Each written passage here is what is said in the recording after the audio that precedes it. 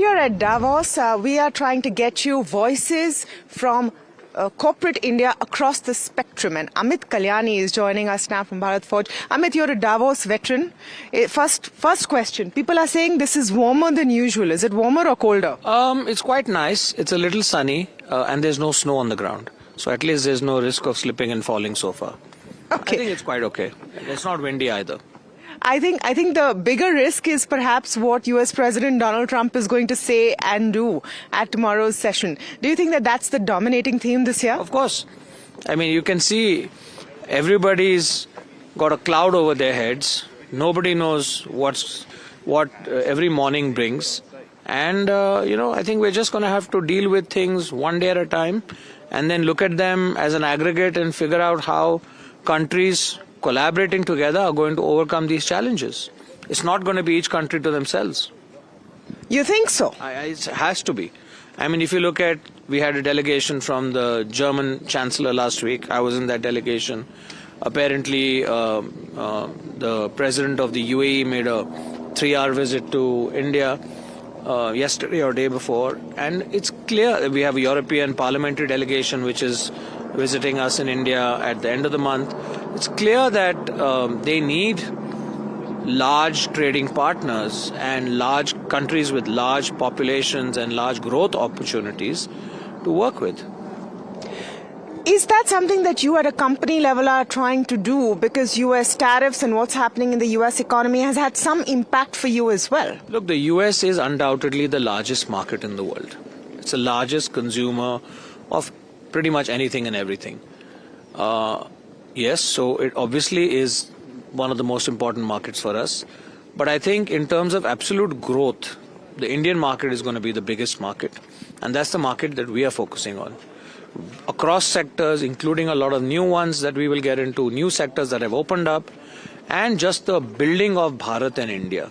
This whole infrastructure-led boom, which will lead to manufacturing and lead to many other factors, many other opportunities, are probably the largest and most exciting period of India's history, and something that we look to take advantage of. Do you see revenues for you from the US as a market coming down over time? I don't see them coming down in absolute numbers, but as a percentage, I think they will come down, or they might come down, because other markets will grow faster. What are some of these sectors that you said you want to foray into in the Indian context? The whole industrial sector. So across every facet of industry, India's energy requirements are going to go up. Roads, rail, ports, marine, construction and mining equipment, all kinds of stuff is going to go up. And that's a huge opportunity. And what is the kind of capex that you're slotting for this, say, in calendar year 26 or FY27? So we have an ongoing capex of the last 2 years, which is almost complete. But I think going forward, we will plan new locations in new states to set up these facilities, because a lot of the growth is going to come disproportionately from the eastern and northern part of India. Because the southern and western part of India are far more developed than the central and the eastern and northern part of India. So that's what I think we would look at doing. 2025 was also, I think, in a sense, a watershed year for the world to discover the promise of Made in India defense. That has been the case for you as well. Can you elaborate on that? Yeah, I think Made in India defense is a strategy that we've been working on for the last 15 plus years.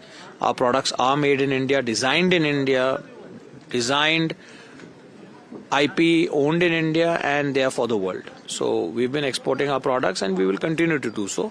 And we're also developing a lot of new products that hopefully will add to our product portfolio. We're speaking just a few days ahead of budget. What is the few things that you are expecting as industry from the budget this year? I think we need to go for growth. I think the government needs to start opening up opportunities for growth at a faster pace.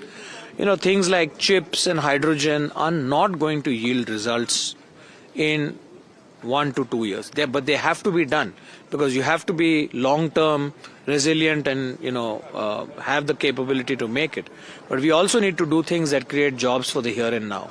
So we need to reduce regulation in setting up new businesses. We need to incentivize setting up new businesses, and not just PLI related. Even basic industry needs to grow. We need more steel manufacturing. We need more, construction and mining equipment. We need more of everything. We need more schools, more hospitals, more courts. Everything needs to grow at a faster pace in India, because we are woefully undercapacitized for the population of our country and the aspirations of our country. Last question, and I'm actually asking this to everyone. If you get a chance to meet US President Donald Trump, what is the one thing you would say to him, or one line in the camera, please? I'll say India loves Donald Trump. India loves the US. Well, I'd say India loves the US. And, India and the US are really completely aligned with each other and need to work together for the benefit of each other and the world. Thank you, Amit, and I absolutely love the hat. Most sensible headgear I've seen. You need to do whatever it takes to remain warm and comfortable over here. Thank you. Thank you.